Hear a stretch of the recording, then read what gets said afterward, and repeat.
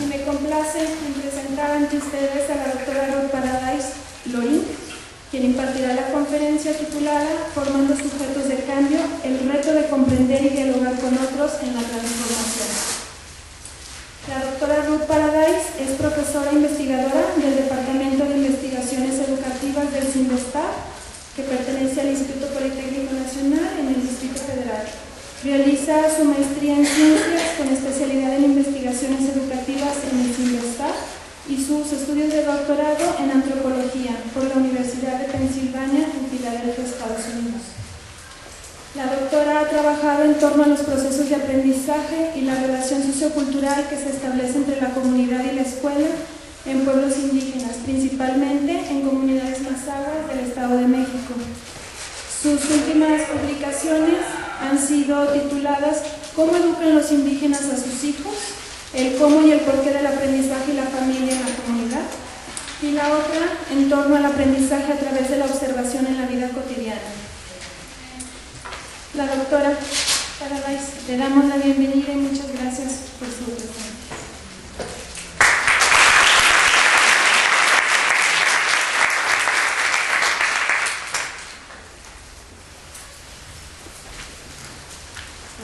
Primero quisiera agradecerles que vinieron a escucharme hablar. Ojalá que podamos al final así dialogar y comentar más sobre lo que de la conferencia. También quisiera agradecer al comité organizador de este evento por haberme invitado, en particular a la doctora Rebeca Mejía Arauz por su apoyo. Bueno, entonces, me pidieron hablar sobre una problemática que se llama formación de sujetos de cambio, pensando en la formación de sujetos de cambio para realizar y llevar a cabo una transformación a una realidad postmoderna, se podría decir, o una realidad que sea más justicia, más correcta, más buena en muchos sentidos. Entonces, yo lo que pensé hablar es de una perspectiva sobre este cambio y sobre la formación para sujetos de cambio que van a actuar como agentes cuanto a llevar a cabo cambios que son importantes y necesarios. Yo entiendo que la universidad sí tiene un papel importante en formar sujetos de cambio, en el sentido de promover que sus alumnos desarrollen una conciencia frente a la necesidad de cambio y también en proveerles con herramientas, con estrategias que pueden ayudarles a armar proyectos, digamos, para realmente incidir en el cambio social.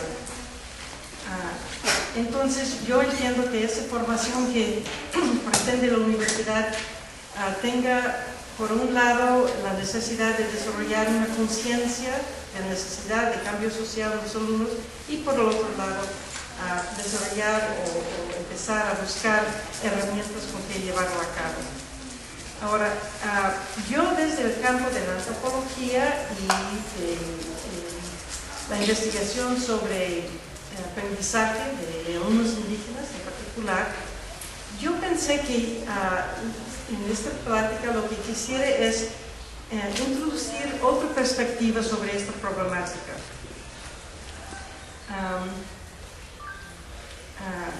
Y esta perspectiva, aunque no lleva directamente a vislumbrar aplicaciones o prácticas en particulares que se pueden poner en marcha, sí creo que hay que construir una posición frente al cambio social que sea más inclusiva.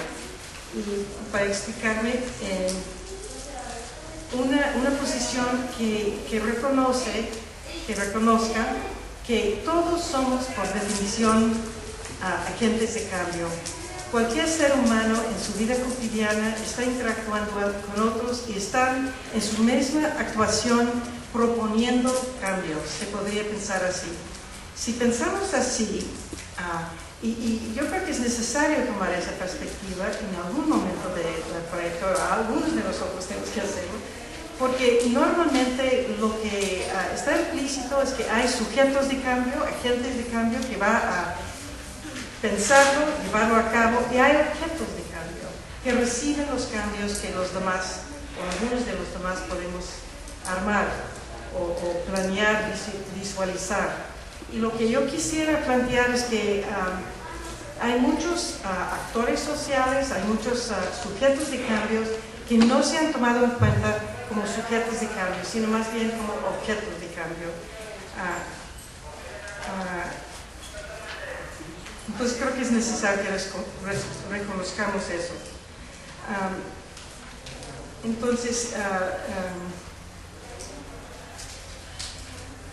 Por ejemplo, los que trabajamos en el campo de la educación, los que trabajamos como maestros, como administradores, como gestores, como investigadores, normalmente, o es común, identificar a los padres de familia y a los alumnos, sus hijos, como receptores o beneficiarios de las propuestas educativas. No los concebimos como generadores ni tampoco como evaluadores, se podría decir, en que evalúen las propuestas de reforma. No son expertos, no son pedagogos, no pueden ser sujetos o agentes de cambio en lo que se refiere a la transformación de la educación formal, y de hecho esa es la percepción, y de hecho si los dejamos fuera. Y no hay una oportunidad o muy poca posibilidad de que ellos inciden en la planeación o aplicación de cualquier intento de cambio en el campo educativo. Entonces, repito, son percibidos por nosotros, por muchos que estamos en este campo, como meramente receptores, y esperamos que puedan aprovechar de los servicios mejorados o de las reformas nuevas que les lleguen. ¿Sí? Ahora, mi meta hoy es un poco poner de cabeza esa idea y por lo menos sembrar un poco de dudas sobre la idea de ese sentido común, de que hay sujetos de cambio y hay objetos implícitamente de cambio. Entonces voy a intentar mostrar cómo muchos padres de familia, en particular padres de familias indígenas, sí tienen nociones claras por dónde deben de buscarse los cambios. Y aunque estas nociones no siempre están en una forma, no están siempre explicitados o en una forma que es fácil para nosotros reconocerlo, y menos podría tomarlos en cuenta. Entonces, en sus expectativas frente a la escuela y en su manera de participar en la vida escolar, encontramos indicaciones claras sobre cómo quisieran transformar las escuelas y también cómo quisiera que fuera la educación que reciben o a que tienen acceso sus hijos.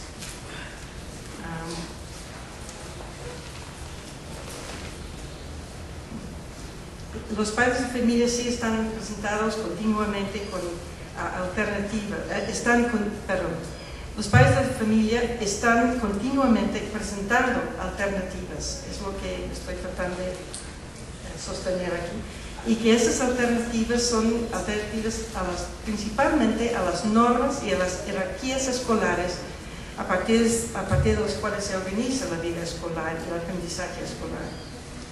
Hacen intentos continuamente de transformar esta experiencia educativa que se les ofrece a sus hijos para que tenga características para que para ellos representan realmente una educación de más calidad. Entonces, para poder identificar algunas de esas propuestas implícitas, voy a hablar de algunos de lo que llamo principios culturales que están presentes en las prácticas sociales que organizan y dan sentido a la vida de la comunidad y la vida familiar de no solo muchas comunidades indígenas, sino de muchos mexicanos que ya no se reconocen como indígenas, pero que tienen raíces fuertes en la cultura prehispánica. Entonces, trataré de mostrar los contenidos y el sentido de sus propuestas de cambio como directamente enraizados en estas prácticas sociales y los valores que sostienen estas prácticas.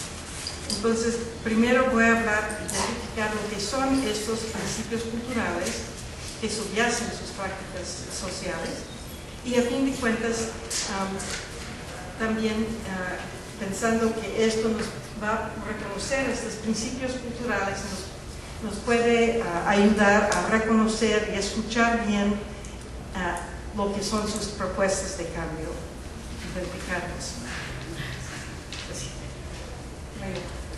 Hay muchas maneras de ser social, para empezar, y nuestras diferentes maneras de comprender lo que es la existencia como seres sociales. Y eso llamo socialidad, ¿sí? Esa manera no solo de llevar a cabo la vida social humana, pero también cómo pensamos, qué entendimos, qué son los supuestos que tenemos en la mente, digamos, y en la actuación como seres sociales.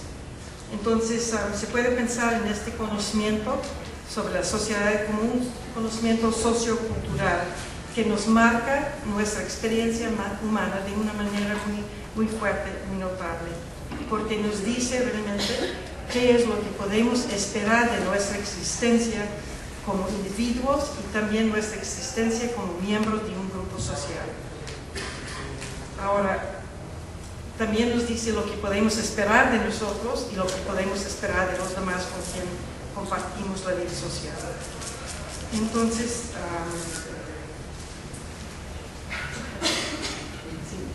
en primer lugar, hay que reconocer que este conjunto de principios socioculturales o acciones que subyacen nuestra vida cotidiana son implícitas en la actuación de todos los días, en la vida cotidiana. Son implícitas, no son explícitas. Sí. Bueno, son implícitos, son complejos, ¿sí? Son emergentes y muchas veces incluso son contradictorios. Yo diría la mayor parte del tiempo son contradictorios. Tenemos que hablar sobre eso. Y ahora también se relacionan directa e indirectamente con los valores, la visión del mundo y el ethos de la sociedad, ¿sí? Informan nuestras experiencias más profundas, esas ideas y esa manera de ser social. Ahora, estamos hablando aquí de un conocimiento cotidiano, de cómo actuar socialmente y de cómo entender nuestras acciones y las acciones de los demás. Es un conocimiento que no es fácil reconocer. No sé si conocen Harold Garfinkel, es un antropólogo, sociólogo más bien, que ha hablado mucho de la etnometodología. Y él, y también otro, Anthony Giddens, un sociólogo inglés, ellos han señalado que no hay o hay muy poca conciencia sobre estos principios culturales que ya se reconocen como dadas, son naturales, ¿no? Sobre esas experiencias y significados, prácticas que nos permiten funcionar y nuestros distintos mundos sociales. Es conocimiento que no nos damos cuenta que lo tenemos. Y aparentemente vivimos todos nuestros días de acuerdo con esos principios que definen lo que percibimos como natural. No percibimos como natural. ¿Sí? Entonces, como un conocimiento social implícito, estos principios tienen una realidad que nos parece obvio, naturales para cualquier ser humano. De hecho, pensamos que se trata de la naturaleza humana en general. Pensamos que todos, por naturaleza, nacen y somos así como seres sociales. Y es muy difícil reconocer que nuestra sociedad particular es particular, que realmente es una comprensión y una práctica social que está anclado en un tiempo, en un espacio y en una visión del mundo. No es general, pero pensamos y actuamos como si fuera general para cualquier gente que ha nacido en este mundo antes y después en cualquier parte del mundo. Y esto hay que reconocer, es cierto para los científicos sociales como para cualquier otro ciudadano. Así pensamos en psicología, por ejemplo, es muy común tomar como que las motivaciones, las intenciones sociales compartimos con todos, que son todos así universales. Entonces, podemos pensar de la socialidad como conocimiento sociocultural tácito, ¿sí? Y también como diría Giddens, es un tipo de conocimiento práctico, nos dice cómo actuar, ¿sí? Y cómo pensar sobre lo que estamos actuando, pero es práctico, lo usamos. O como otro el sociólogo inglés lo ha comentado, es un conocimiento colectivo tácito. Bueno, eso es una pequeña introducción para que reconocemos de qué estamos hablando, de que no compartimos universalmente nuestras maneras de ser social, qué pensamos sobre lo que es ser social con todo el mundo. Somos muy particulares, son muy particulares. Entonces, lo que quisiera hacer es, pues, tengo dos objetivos en esta plática. Primero, identificar los supuestos culturales que subyacen en la vida social indígena, reflejados en las interacciones y el aprendizaje en contextos de familia y comunidad. Si yo les hablo así, ¿se entiende o es difícil? Sí, porque siempre que estamos locos, voy a gritarles mejor. Está bien. Sí, gracias. Y si no me entienden, bueno. Entonces, regresando a esa idea de que es obvio, creo que esa idea que es obvio es muy importante, porque también dice que no solo es obvio, pero esa idea que es sentido común es tan aceptado, tan normal, que nunca nos ocurre cuestionarlo, ¿sí? Creo que es muy importante reconocer esto. Entonces, el segundo objetivo es contrastar estos supuestos que subrayan la vida social, la manera de la socialidad de la gente indígena, a cómo ver algunas maneras en que estos supuestos contrastan de manera fuerte con el pensamiento y la práctica occidental, por decirlo de alguna manera. Ahora, entonces, para que vean la gente, no sé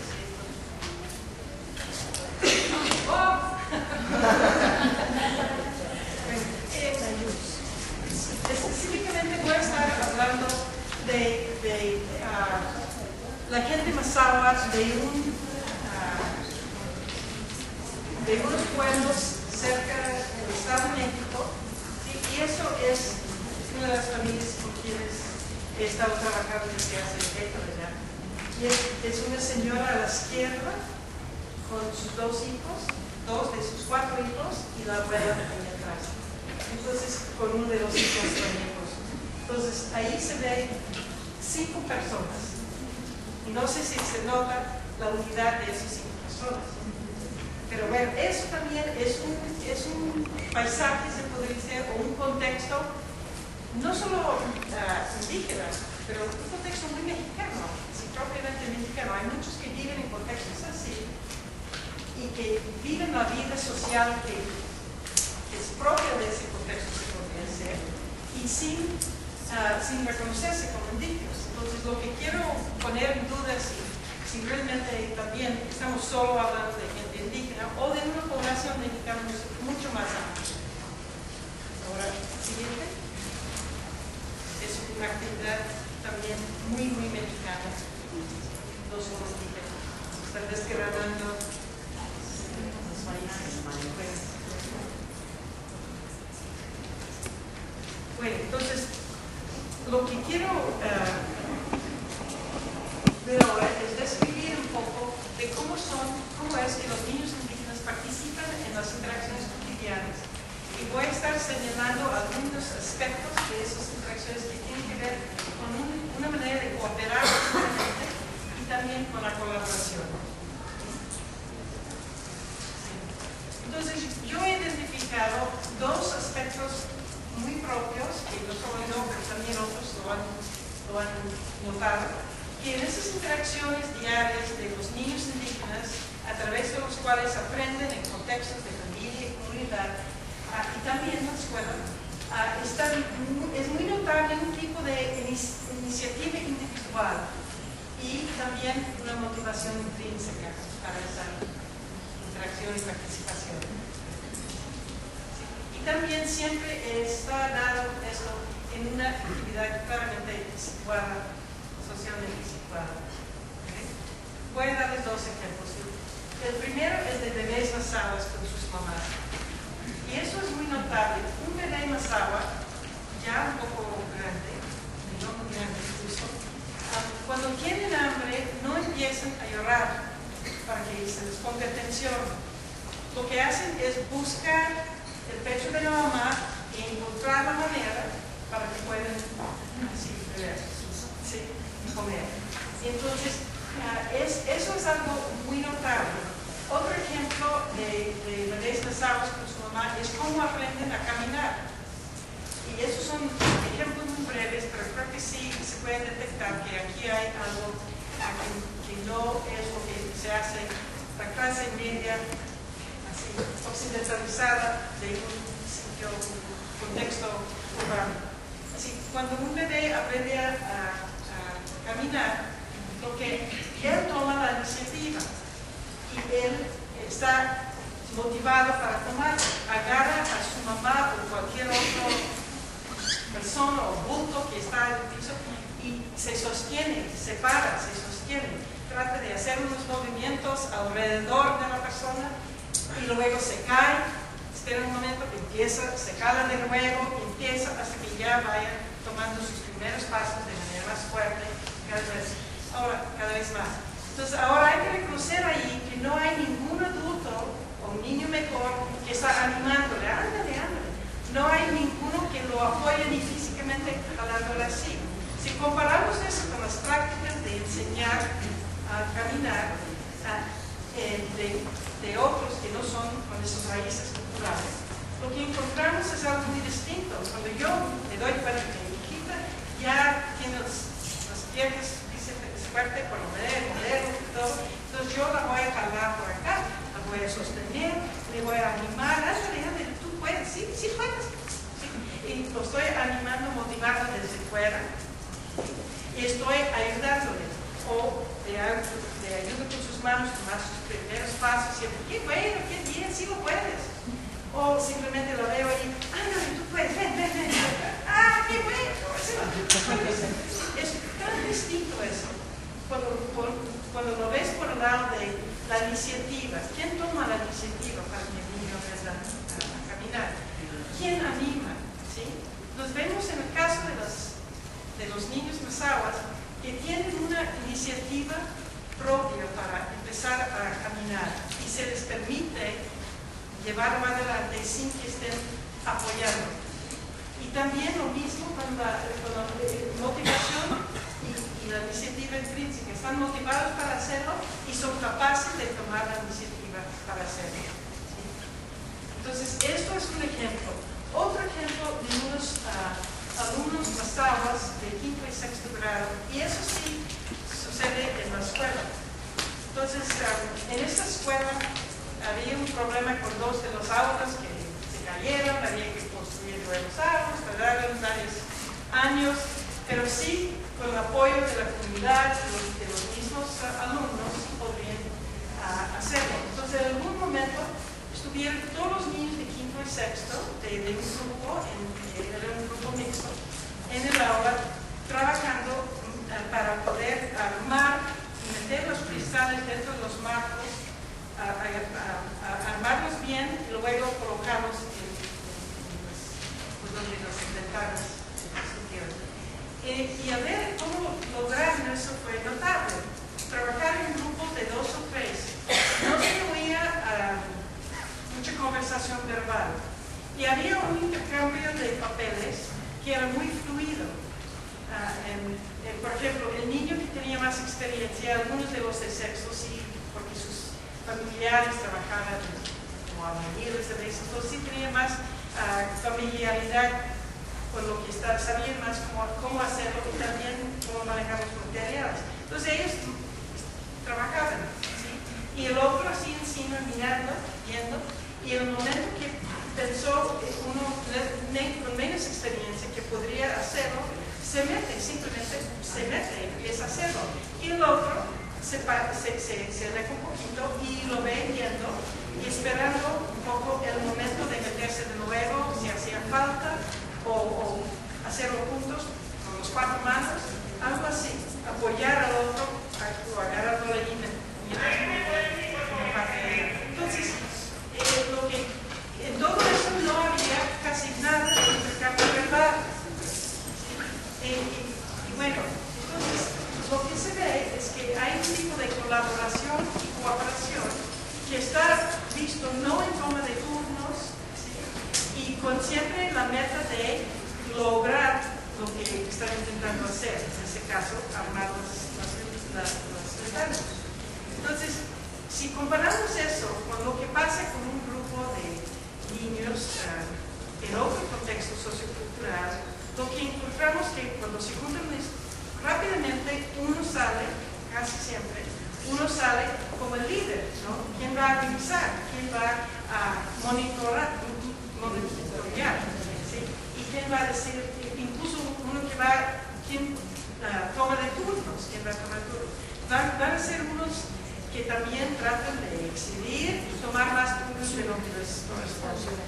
Incluso pensamos a veces que es un tipo de competitividad que es muy sano, ¿no? Y aunque hay un investigador, no sé si lo conocen, se llama Frederick Erickson, que habló de turn sharks, tiburones de turnos, y que pasan por todas las puertas del agua así, buscando un turno. La maestra dice: Pedrito, dime, y ahí se mete y toma la palabra y da la respuesta, así como esos tiburones de turno. Se nota que es una dinámica de trabajo en equipo que tiene muy poco, nada que ver con ese trabajo que acabo de describir. Esa coordinación, colaboración a partir de una meta final, donde no hay toma de turnos, donde nadie dirige a nadie, ni a sí mismo, donde no hay una explicitez formal, verbal acerca de cómo se va a organizar, simplemente se organiza de una manera de mucha fluidez sin tener que estar monitoreando y organizándolo nadie. Entonces, eso se ha descrito por otros como cuando ven un evento indígena y no pueden entender cómo y qué y cuándo va a suceder, pero en algún momento dado todo sucede. Entonces, es algo que corresponde un poco a esto que se ha reconocido en otros ámbitos de la vida social. Bueno, entonces voy a hablar un poco rápido de la colaboración y cooperación en otros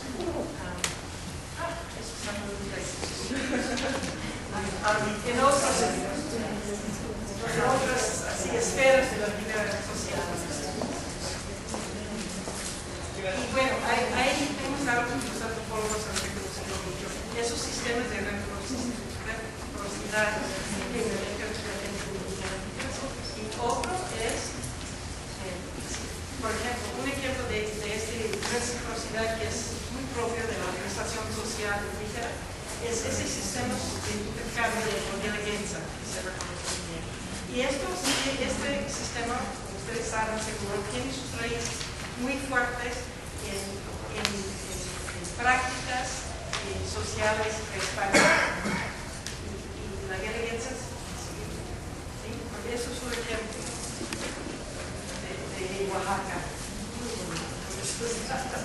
Pero lo que quiero decir es una realidad que refleja los países de inteligencia, una realidad que organiza un sistema de cambio dentro de los pueblos para muchos eventos de la vida de la comunidad.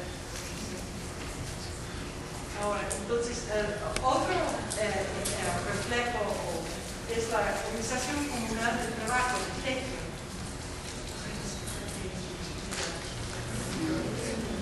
arquitectos, y esto se ve cuando todos están en lo mismo,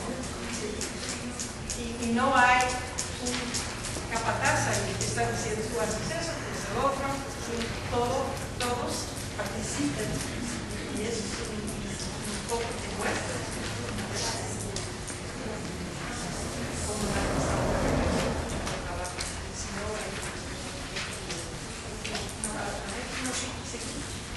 Bueno, entonces hay otra manifestación de esto más allá de las interacciones que estoy discutiendo. Y uno es el término de comunalidad, que muchos actores de grupos indígenas están promoviendo desde una posición política la necesidad de desarrollar una educación que tome en cuenta la comunalidad de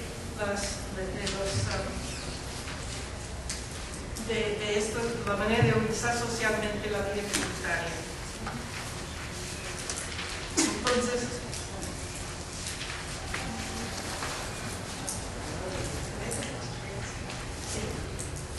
esos autores hablan de la persona como un ser comunal. Y ese ser comunal se contrasta con lo que es un ser individual. A ver, la próxima es... Sí, tienen una organización comunitaria de la tierra, del poder y del trabajo. Y ellos dicen que esa organización comunitaria de la tierra, del poder y su trabajo no es solo de la gente indígena, que eso es característica de muchos, sino la mayor parte de las comunidades rurales de México. Hay otro que es muy interesante, un antropólogo indígena de Oaxaca, Zapotec, y él dice claramente,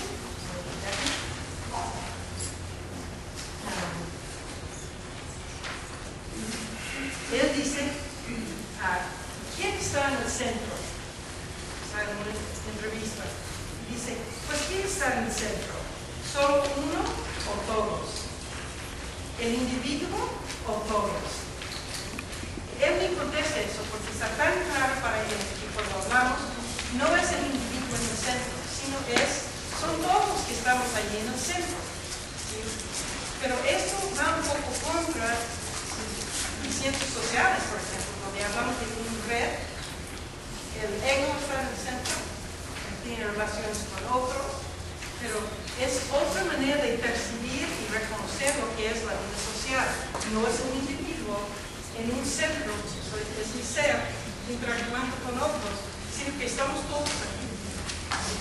Entonces, eso es una percepción muy distinta.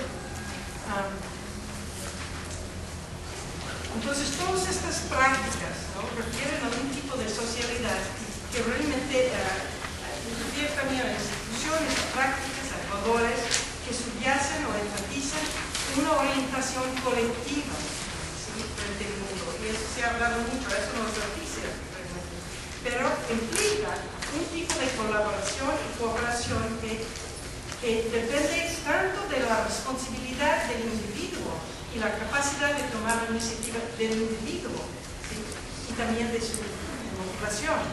Entonces, no es que hay una oposición, normalmente pensamos, entre una orientación colectiva, por un lado, frente a una orientación individualista. ¿Sí? Y muchas veces, y se ha ido corrigiendo en las ciencias sociales en los últimos 10 años, pero eso es clásico. Hablamos bueno, sabemos todos supuestamente que las culturas y sociedades orientales son orientadas colectivamente. ¿Sí? Y eso parece como o uno o el otro, o son colectivos orientados por la colectividad o son orientados individualmente.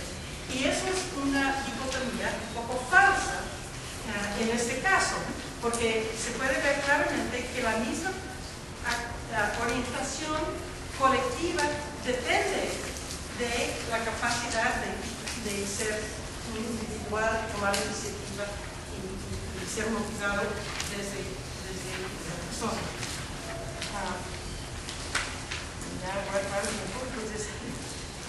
Entonces, ¿se puede decir?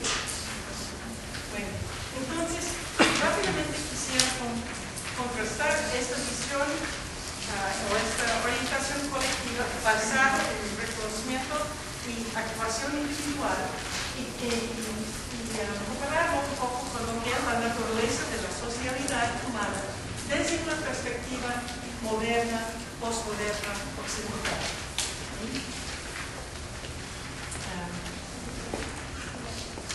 Bueno, no sé si conocen a Tsvetan Dobrov, es un filósofo europeo muy reconocido en estos días, y ella lo que ha hecho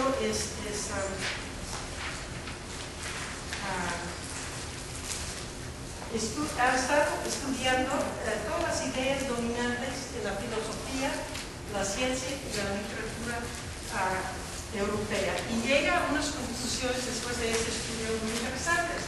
El primero es que, aun en estas teorías que están en guerra, términos que utilizan, porque tienen visiones tan distintas que están en conflicto, aun en estos subyace una cosa en común en esas teorías. Y esa es la visión de que el hombre es solitario y por naturaleza no es social. Y nada más pensamos en el desplazamiento de civilización de Freud, ¿no? Donde está el individuo solo y tiene que cooperar con los demás para poder sobrevivir, pero su naturaleza es estar solo, solitario. Entonces, siguiente. Otro que dice que nuestra verdadera naturaleza profunda es la soledad. ¿Sí? Y también el último es, el hombre es fundamentalmente egoísta. Entonces, estos son lo que era encontrar estas tres versiones de la sociedad humana implícitas en la filosofía, ciencia y literatura europea, tienen esto en común. ¿Sí? Entonces, eso es una visión bien distinta, bien particular, podría ser. Y lo interesante es que él dice, a fin de cuentas,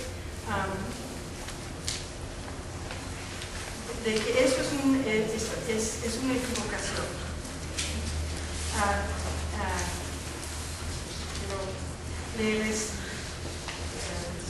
Pero para empezar, dice que hay una atracción irresistible a cualquier explicación que nos hace creer que el hombre es fundamentalmente egoísta. Y dice que esto es uno de los rasgos más propios de la filosofía moderna. Y si pensamos en cualquier planteamiento, podemos encontrar este dado sentido común. Y dice que para la mayor parte de la historia moderna no hay nada en nuestro punto de vista de sentido común que pone duda en estos axiomas o estos principios socioculturales. Y tampoco no hay nada que nos pone en duda que eso es la realidad universal de todos los seres humanos de todos los tiempos. Y eso es sentido común. Bueno, entonces él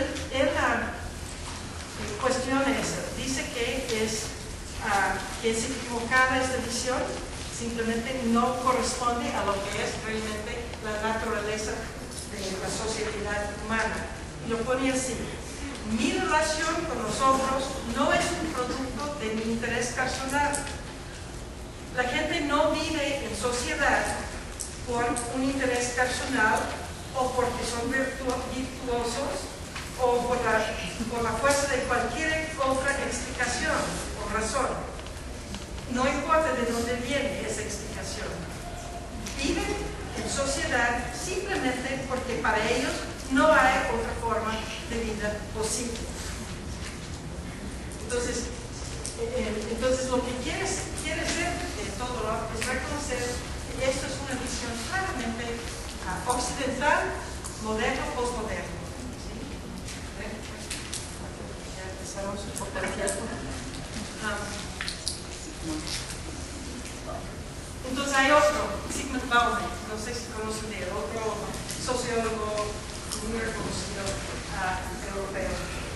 Entonces él tiene un libro que salió hace unos 2 o 3 años, Mundo, consumo, ética del individuo y la aldea global. Y ahí, con otras de sus obras, él sostiene, él sí, también como autor, cuestiona el punto de vista del sentido común sobre la naturaleza y la universalidad de las limitaciones innatas de la sociedad humana. Entonces, pone en duda eso, pero al mismo tiempo, él dice claramente, y esto también se supone que es universal, que siempre hay una oposición entre un anhelo por la libertad individual y un anhelo así igualmente fuerte por la seguridad brindada por ser miembro de una comunidad. Entonces, en todos sus trabajos hay esta tensión constante entre mi necesidad y deseo de ser libre, de seguir mi camino, de tomar mis decisiones, pero la necesidad de no hacerlo porque tengo que ajustarme a las exigencias de la comunidad, pensar en el bien de la comunidad como un colectivo. Y que hay esa tensión siempre presente entre el deseo de individualizarse plenamente y la necesidad y también deseo de ser parte de una comunidad. Bueno, podemos encontrar esta visión en muchos de planteamientos, tanto de psicoanálisis, de muchas cosas. Y bueno, lo que está planteado ahí es que hay una oposición y que hay siempre la tensión. ¿Sí? Entonces, en la colaboración ¿sí? Hay algunas frases donde podemos ver, incluso por lo que se dice por gente indígena, que no lo perciben, esa tensión, esa dualidad. Dicen claramente, la libertad de acción individual es la única fuente segura de cooperación. Eso lo dicen la gente navajo, lo ha explicado a investigadores.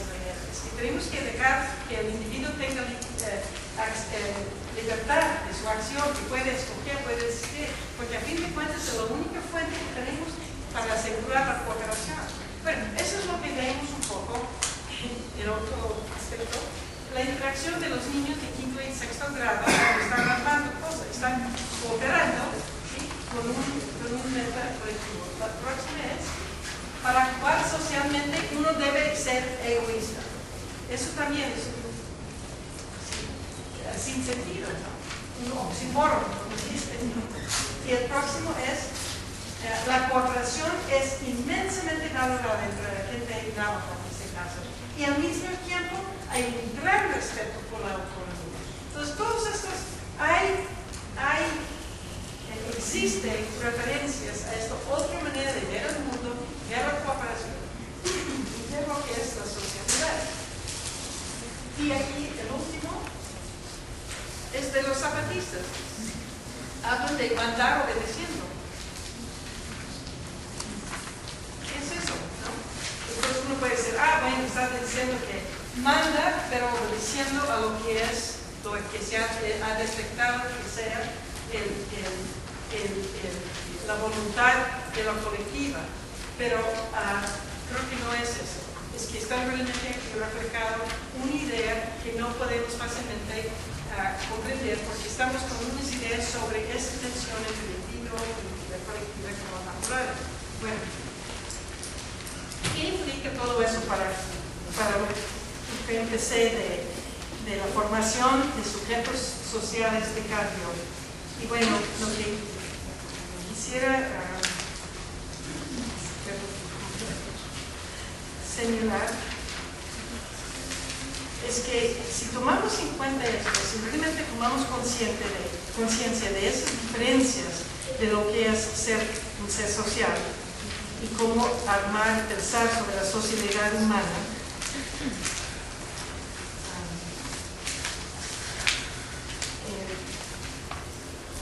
entonces parte importante de la formación de sujetos de cambio es precisamente tomar conciencia de esas diferencias y buscar maneras de escuchar, hablar otros, por ejemplo, en este caso, padres de familia que tienen cosas muy muy claras que decir de su manera sobre cómo debe ser la educación de sus hijos. Sí nos dan propuestas, pero yo creo que no los podemos escuchar bien, ¿sí? Entonces, esa idea que no son expertos y son recipientes de cambios, así no resuelve la situación. Entonces, hay que buscar un diálogo, ¿sí? Hay que buscar una manera de incluir estos otros sujetos para que también sean sujetos. Y hay un teórico, un sociólogo, se puede decir, Boaventura de Sousa Santos, no sé si han hablado de él, pero él habla claramente de que nos hace falta una sociología de las ausencias, ¿sí? Que el gran reto de las ciencias sociales en general, para que hagamos el tipo de crítica y de investigación que nos puede acercar a la creación de una sociedad alterna, ¿sí? Alterna al modelo imperante, es precisamente dejar de concebir a los otros, a quienes estudiamos, como objetos, ¿sí? Y reconocerlos como sujetos que han sido silenciados por un largo proceso histórico. Entonces yo creo que parte de la formación para que seamos todos sujetos de cambio es precisamente darnos cuenta, concientizarnos y buscar la manera de comprender lo que nos están diciendo sobre lo que son sus proyectos y lo que es su papel en esa transformación. Gracias.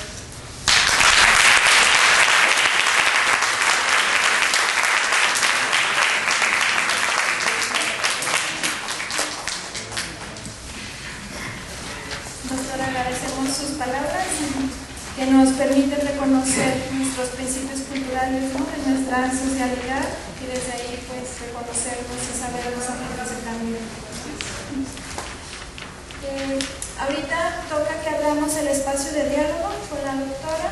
Quizás puede resultar la mecánica de 3 preguntas, usted hace comentarios para que no sea uno a uno y aprovechemos más el tiempo. Pasaremos el micrófono.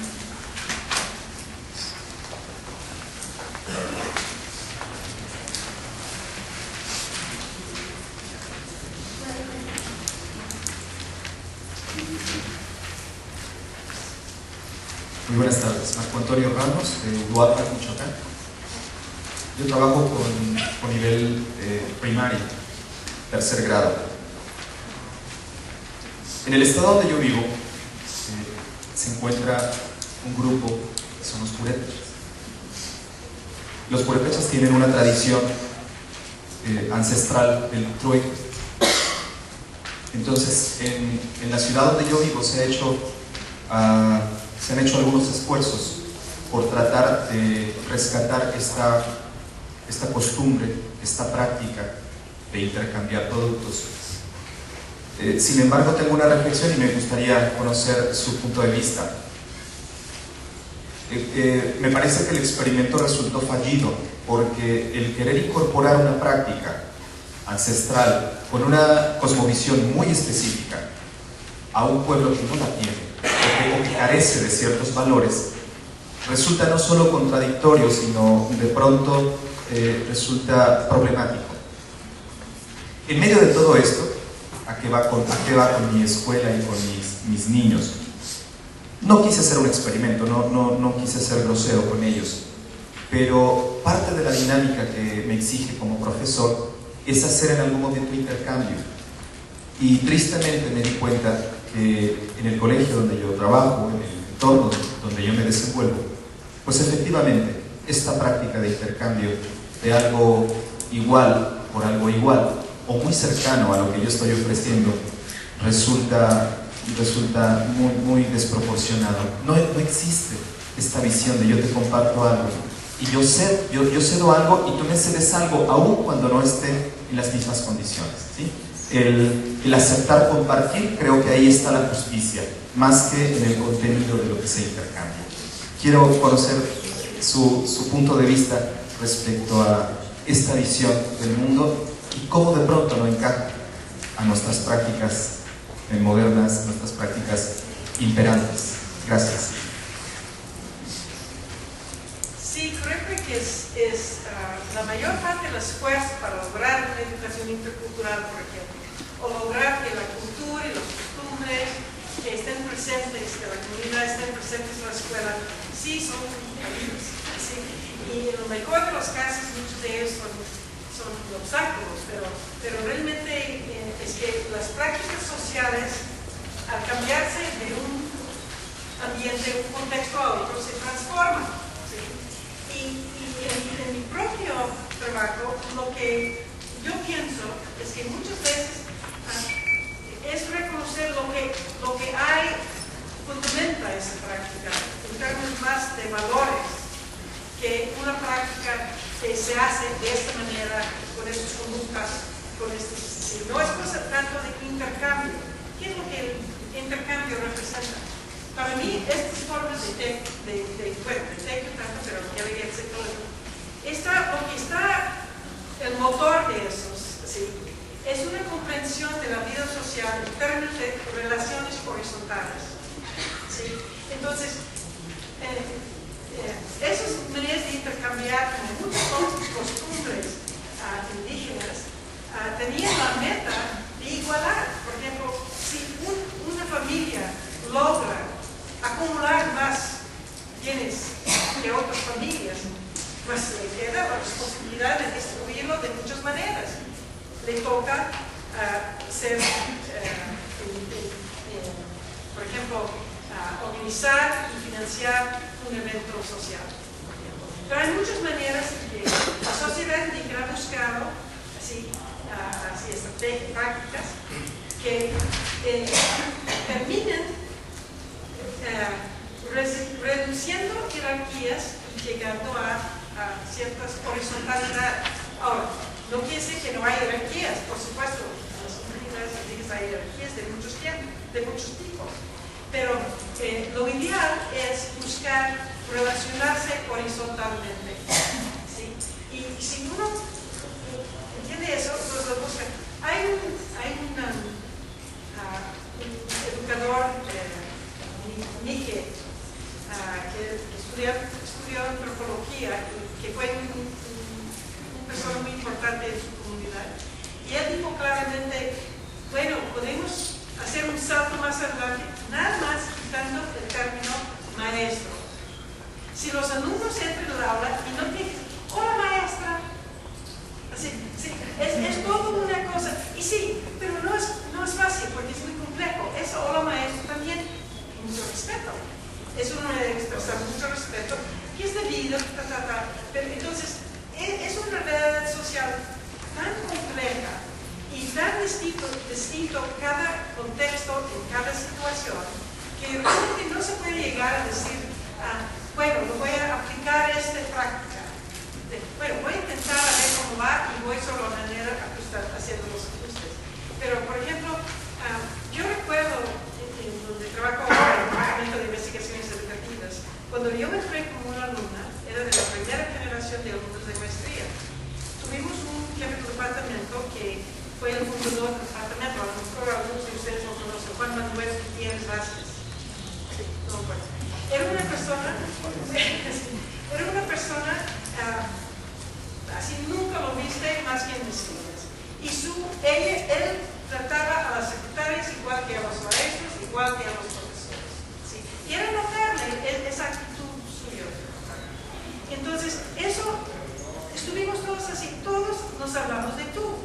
Yo como extranjera, para mí fue muy difícil. Ahí todos nos hablamos a tú, con las secretarias, no había doctora por ahí, doctora por allá.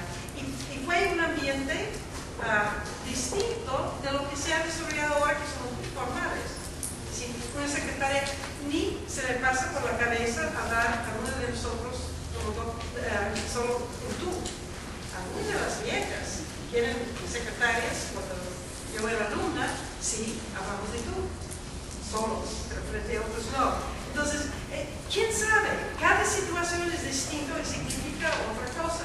Pero creo que lo que está atrás es que hay un deseo de lograr relaciones horizontales, para decirlo así, para no ponerle un valor. Pero eso es distinto posmoderno y a ver qué siga.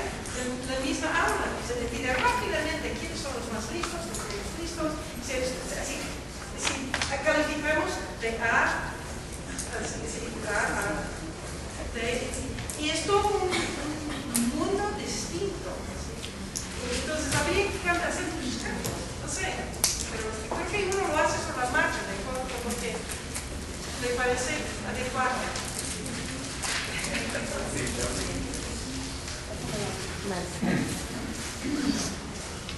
Buenas tardes, mi nombre es María Guadalupe Varela Mendoza, soy profesora de 6º grado en Uruapan, Michoacán. Una de las cosas que me llamó muchísimo la atención es el concepto de comunalidad, que es todos en el centro. En la nueva, los nuevos contenidos, vamos, de nuestra práctica docente, el término de que todo el trabajo sea colectivo, es decir, todo el equipo, es lo de hoy. Entonces, para nosotros, yo profesora de hace 25 años, ha sido un poco difícil incorporarlo a la práctica docente, sobre todo porque en ocasiones no sabemos cómo hacer que todos participen. Y mi pregunta va en esto. Yo he estado observando los ejemplos que diste sobre cómo los indígenas trabajan en conjunto. ¿Tú los observaste? ¿Tuviste ese contacto directo? Sí. Bueno, entonces la pregunta es, ¿había alguna mecánica, una dinámica especial en ese sentido? ¿Cómo lo manejaban? ¿Una miradita o no sé, algo que nos dé a nosotros tips para mejorar en ese sentido? Gracias. Es un fenómeno fascinante y la verdad es muy difícil aplicar, porque se aplica el trabajo en equipo, pero lo que yo he visto y he observado muchas horas en unas aulas, bueno, quinto y sexto, de donde saqué ese ejemplo, y el maestro de ese grupo era un señor Mazahua, ¿sí? Entonces, y en esa comunidad todos eran familias Mazahuas, no era una comunidad como muchos no saben en México, donde hay mestizos y hay indígenas, no, era homogéneo, ¿sí? En ese sentido. Entonces, yo vi las interacciones entre los alumnos en el aula y realmente era algo muy distinto de lo que es lo debido, lo esperado. Por ejemplo, la maestra está aquí, el maestro estaba ahí con su pizarra atrás, ponía las cosas. No le costaba nada a los alumnos si el maestro equivocaba y le decía, no maestro, lo vas así, y lo corregía. ¿Sí? Ningún problema. ¿Sí? No solo eso, pero el más listo, en muchos sentidos, más listo, y también era como de un grupo de niños que hacían cosas raras, como los recreos salían de la escuela y ya no regresaban porque estaban muy metidos en su juego de fútbol y cosas así. Entonces, este niño no era niño, no puedes hablar de jóvenes indígenas de 6º grado como niños. Para mí no es posible, porque no actúan como niños. Entonces, él tenía la costumbre del maestro enfrente y él se sentaba en la primera fila con su espalda hacia el maestro. Y él veía lo que hacían los demás. Y uno se equivocaba y dice, mira, es esto. No estaba exactamente monitoreando, pero estaba cuidando a sus hermanos más bien. ¿Sí? Entonces, estaba cuidando todo lo que hacía. El maestro no explicaba bien, él decía, no, lo que quiere decir es tal. Entonces, tomó un papel muy impresionante.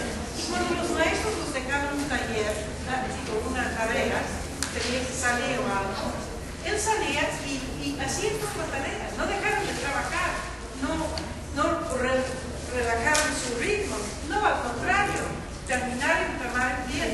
Y cuando ya habían terminado, después ya empezaron a jugar o algo así. Pero sí lo hacían. Y cuando colaboraron en grupos, es increíble, sobre bancos dobles, se juntaban como 6 o 7 niños, algunos sentados por abajo, yendo por arriba, algunos trabajando, sentados en el piso, trabajando sobre la silla, ¿sí? Y todos comentando entre sí. Nadie copiaba, no había copia, Pero si uno no entendía, quedó allí como en suspenso, ¿sí? Sin pedir ayuda, pero viendo, y uno entonces agarraba su cuaderno y terminaba lo que estaba haciendo y lo repetía de nuevo. Tú puedes analizar estas cosas como es muy interesante si tú analizas muy cuidadosamente todas las interacciones cerebrales. Nadie preguntaba a otro, ¿cómo se hace eso? O hazme esto, ¿tú entiendes eso? No, simplemente comentaban a veces en voz alta lo que estaban haciendo. Es que me parece ta. Pero no era una verbalización que esperaba respuesta de nadie, y nadie respondía. O simplemente uno veía lo que estaba haciendo el otro, observaba y luego realizaba su propia tarea. Pero mucho de lo que ellos hicieron, muchos maestros dirían, no, el trabajo individual y no vas a aprenderlo, si no él lo sabe, pero tú cómo vas a saberlo. Y yo pregunté a una de esas maestras, pero se copian mucho. No, es que están copiando, no están así. No, lo que están es que están aprendiendo. Así, él entendió muy bien lo que estaba haciendo y él permitió que sucediera. Pero incluso una vez él trató de inventar, dice, ay, que ustedes no me hacen caso, tan pobre de mí. Y hasta que algunos niños atrás sí se pusieron cinco, ay, sí, pobre maestro, o algo así. Pero lo corregía, estaba corrigiéndolo. Como, no te corresponde esa actitud, sea grande.